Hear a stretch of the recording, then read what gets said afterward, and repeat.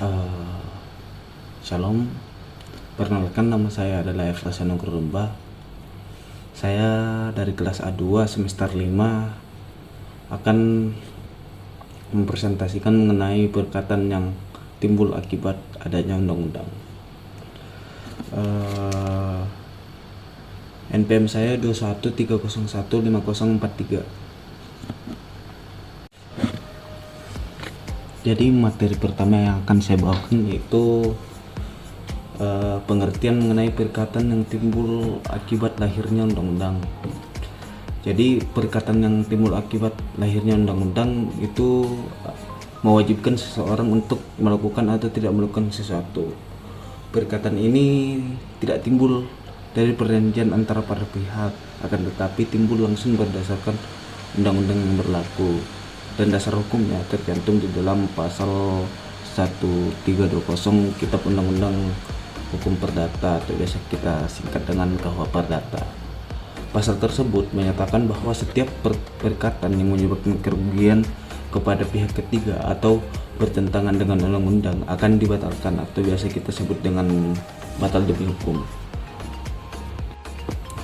Jadi di dalam sebuah perkataan ada yang kita sebut sebagai perjanjian. Perjanjian adalah sebuah perkataan yang mempunyai konsekuensi hukum yang mengikat para pihak yang terlibat di dalamnya. Berikutnya adalah jenis-jenis perjanjian. Yang pertama itu adalah berdasarkan hak dan kewajiban para pihak. Di dalam jenis yang pertama ini ada dua pembahasan yang bisa kita bahas. Yang pertama itu perjanjian sepihak, yang kedua itu perjanjian timbal balik.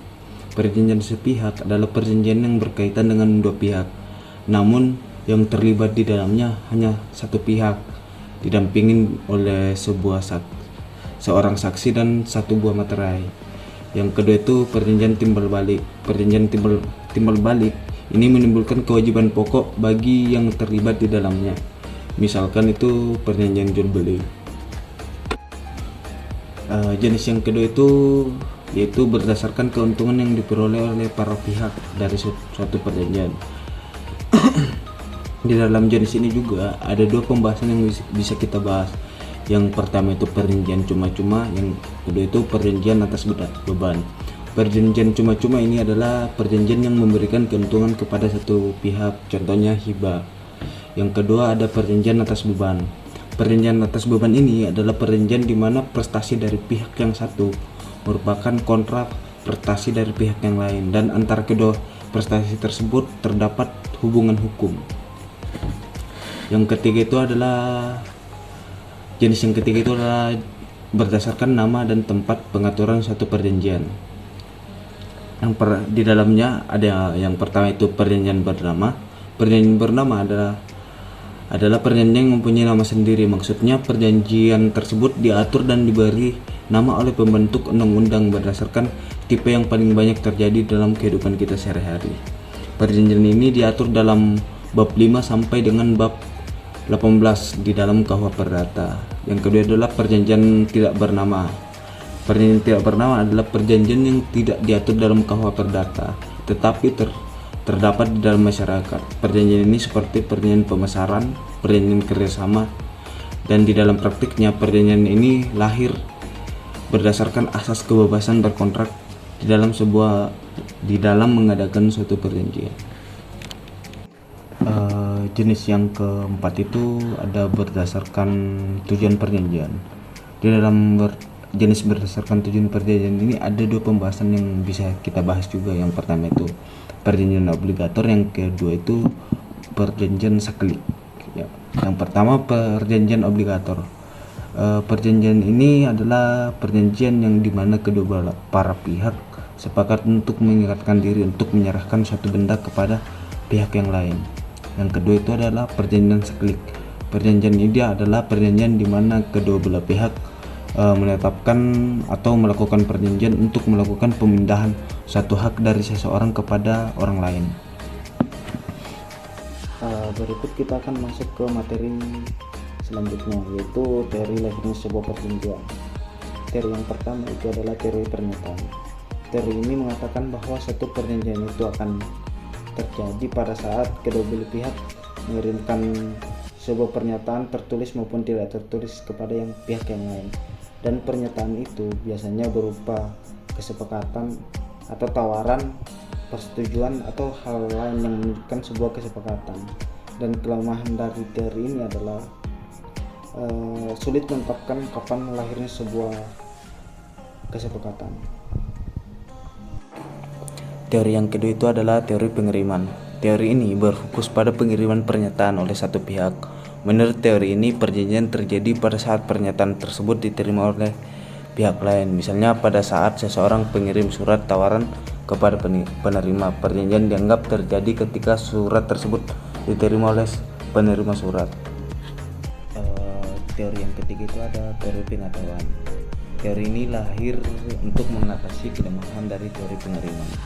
Berdasarkan teori ini, perjanjian dianggap sah ketika kedua belah pihak memahami dengan jelas dari isi sebuah perjanjian yang dikirimkan.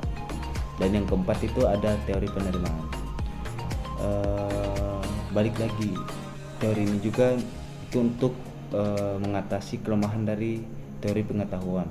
Menurut teori ini, perjanjian terjadi ketika penerima secara eksplisit menyetujui dan menerima tawaran yang diajukan oleh pihak yang pertama tadi mengirimkan sebuah perjanjian itu, mau itu tertulis maupun tidak tertulis. Kita masuk ke materi selanjutnya, itu ada beberapa contoh perikatan yang lahir karena adanya undang-undang. Yang pertama itu perikatan pajak. Undang-undang pajak mengatur wajib pajak untuk membayar pajak sesuai dengan ketentuan yang berlaku.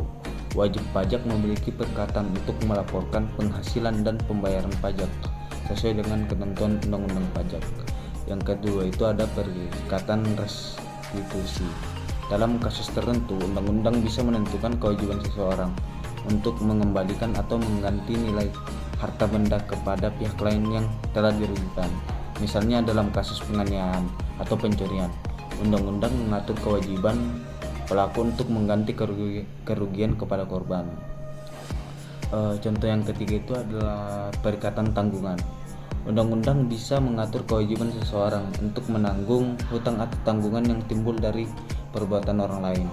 Misalnya, dalam perjanjian kredit, undang-undang mengatur bahwa pihak ketiga yang menjamin atau menanggung hutang harus menanggung kewajiban tersebut jika peminjam gagal untuk mengembalikan atau membayar hutang yang telah dia ambil.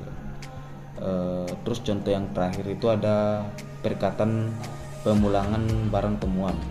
Undang-undang bisa mengatur kewajiban seseorang untuk mengembalikan barang yang telah ditemukan oleh pemiliknya. Misalnya jika seseorang menemukan dompet yang hilang dan tidak diketahui pemiliknya, undang-undang bisa menyatakan bahwa pihak yang menemukan kepemilikan dompet tersebut wajib untuk mengembalikan dompet tersebut kepada pemiliknya.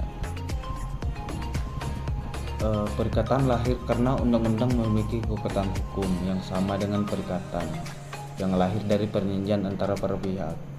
Pelanggaran terhadap perikatan yang lahir karena undang-undang juga dapat dikenakan sanksi sesuai dengan hukum yang berlaku dan ketentuan undang-undang yang berlaku saat ini. Sekian dari saya presentasi mengenai mengenai perikatan yang lahir karena adanya undang-undang. Kurang lebihnya mohon dimaafkan. Sekian dari saya, terima kasih.